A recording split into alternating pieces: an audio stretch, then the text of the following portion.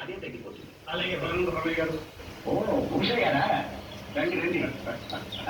ఏమిటి ఇలా వెయిట్ చేశారు?